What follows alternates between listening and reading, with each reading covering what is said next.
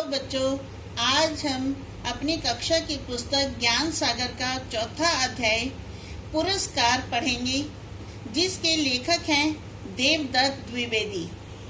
इस पाठ में लेखक सत्यपाल की घटना के बारे में बताते हैं, जो सच्चाई और ईमानदारी के लिए अपनी गरीबी में रहने के लिए मजबूर है।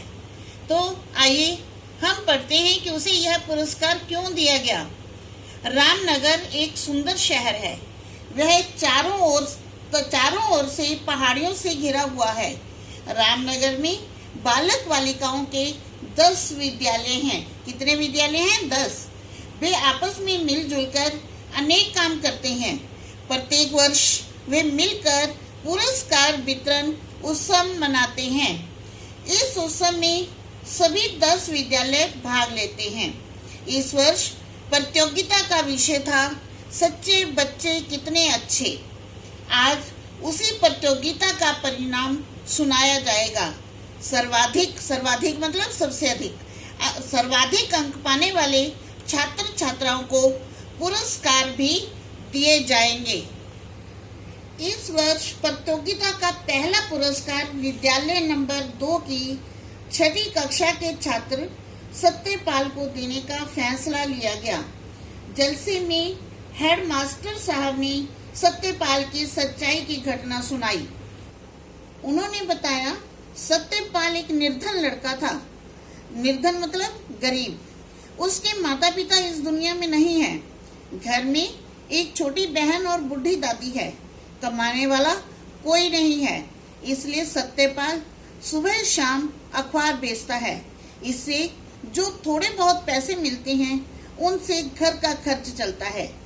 एक दिन की बात है कि रोज की तरह उस दिन शाम को भी वह बाजार में अखबार बेच रहा था।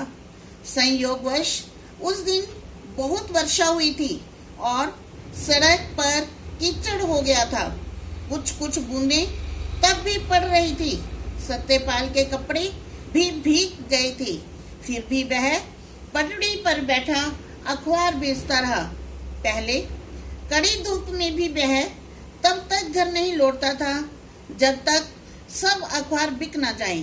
मगर उस दिन न जाने क्यों कोई अखबार खरीदने वाला आया ही न था।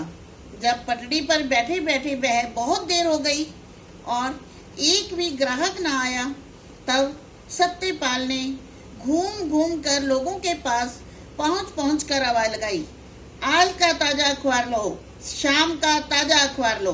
पर आज किसी को भी अखबार पढ़ने की फुर्सत नहीं थी। सब घर पहुंचने की जल्दी में थे, इसलिए सत्यपाल का एक भी अखबार नहीं बिका। उधर सूर्य ढल चुका था और सांझ मतलब संध्या का छुटपुटा और घना होता जा रहा था। यह देखकर सत्यपाल को चिंता हुई, अगर आज अखबार न बिके तो क्या होगा। तभी उसका दूसरा साथी उधर से निकला। उसका नाम चंचल था। दोनों एक साथ अखबार लेकर निकले थे। चंचल के सब अखबार बिक चुके थे, पर बेचारे सत्यपाल का एक भी नहीं। सत्यपाल ने हैरानी से उसके खाली हाथों और भरी जेब की ओर देखा। फिर कहा, भाई तुम तो बहुत जल्दी निपट गए। चंचल बोला, और तुम अभी हाथ पर हाथ रख कर बैठे हो। ऐसे तो तुम्हारे अखबार रात तक नहीं बिकेंगे। तो मैं क्या करूं? सत्यपाल ने हैरान होकर पूछा। 2-4 चटपटी खबरें जोर जोर से दोहराओ, जैसे बैंक में सनसनीखेज डकैती, लुटेरे रंगे हाथ पकड़े गए। फिर देखो तुम्हारे अखबार कैसे झटपट बिकते हैं। चंचल ने अपनी शान दिखाते हुए कहा। सत्यपाल ने कहा, पर ऐसी कोई बड़ी खबर तो आज अखबार में है ही नहीं। चंचल बोला, अरे बड़ी खबर नहीं है तो चोरी की छोटी मोटी खबर तो है। उसे नमक मिर्च लगाकर बड़ी खबर बनाना तुम्हारे हाथ में है। बस फटाफट अखबार बेचने का यही ढंग है। चंचल का बताया हुआ उपाय सचमुच पक्का और अचूक था। इससे मिनटों में सारे अखबार बिक सकते थे, पर उसके लिए सत्यपाल का मन न माना। वह चंचल से बोला, मैंने तो विद्यालय में सच के रास्ते पर चलने का प्रण किया है, प्रण मतलब पक्का निश्चय, किंतु तुम्हारा बताया उपाय तो सरासर झूठ है।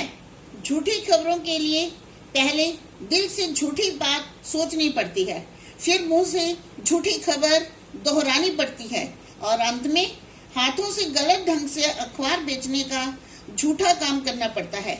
यह गलत काम मैं कभी नहीं करूंगा। सत्यपाल और चंचल की सारी बातचीत को उनके एक शिक्षक सुन रहे थे। सत्यपाल की यह सच्चाई देखकर वे गदगद हो उठे। उन्होंने सत्यपाल की पीठ ठोके मतलब शाबाशी दी और कहा, शाबाश बच्चे, तुम्हारी सच्चाई से मुझे बहुत प्रसन्नता हुई है। आज के बाद तुम्हें अखबार बेचने के लिए दौड़ धूप नहीं करनी पड़ेगी। मैं तुम्हें विद्यालय की तरफ से 1000 रुपये मासिक छात्रवृत्ति दिलवाऊंगा। सत्यपाल ने विनम्र भाव से कहा, गुरुजी, आपकी इस कृपा के लिए बहुत बहुत धन्यवाद। सत्यपाल को उसके सच्चाई के लिए प्रथम पुरस्कार मिला। हाल तालियों की गड़गड़ाहट से गूंज उठा। इस प्रकार सत्यपाल ने अपने नाम को सच कर दिखलाया और इन 10 विद्यालयों में सच्चे बच्चे कितने बच्चे अच्छे प्रतियोगिता में प्रथम पुरस्कार प्राप्त किया। तो बच्चों, आपने ये लेसन सुना, तो आपने इस लेसन की एक्सरसाइज देखनी है और करने की कोशिश करनी है। धन्यवाद।